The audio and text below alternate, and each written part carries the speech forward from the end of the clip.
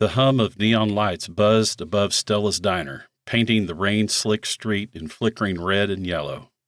Inside, tucked away in a corner booth, Jim sat across from Jackie.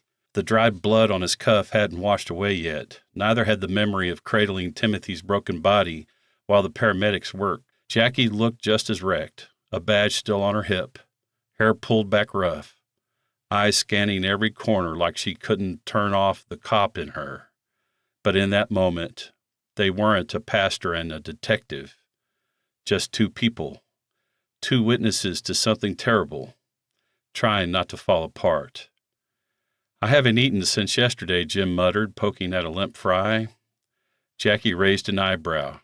"You ordered the meatloaf, Jim. That was your first mistake." He almost laughed. Almost. "It's a diner. You're supposed to suffer a little. Part of the experience." But the humor couldn't hold. Not after what they'd seen. Not after what they'd done. Jackie's voice dropped, quieter now. "You always crack jokes after smuggling kids away from corrupt lawmen?" Jim's smile vanished. "Only when I've had to watch one almost die in front of me." Silence fell. Not awkward, just heavy. Then slowly he reached for her hand, hesitated, touched it anyway. Not forcefully, just a gesture, a grounding. Jackie didn't pull away. She didn't lean in either, just paused, like her body didn't know what to do with kindness. "You saved them," Jim said. "You put everything on the line tonight." She shook her head. "I couldn't walk away, not again." Jim waited, and finally she spoke.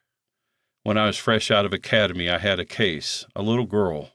Everyone knew she was being hurt, but her abuser had connections. I filed reports, pushed it up the chain. They told me to drop it." She swallowed hard.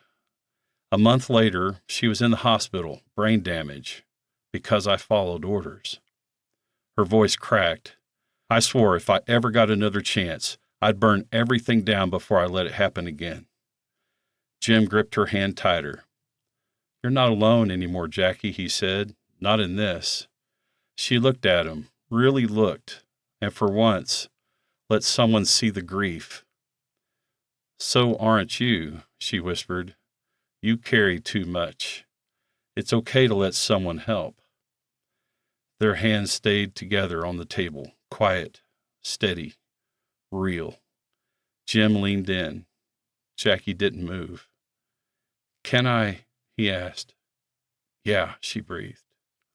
And when their lips met, it wasn't a spark, it was a lifeline, a whispered prayer, a fragile beginning in the wreckage of the night. Outside, rain fell steady, but in that booth, something tender unfolded. Two people, still broken, but not alone.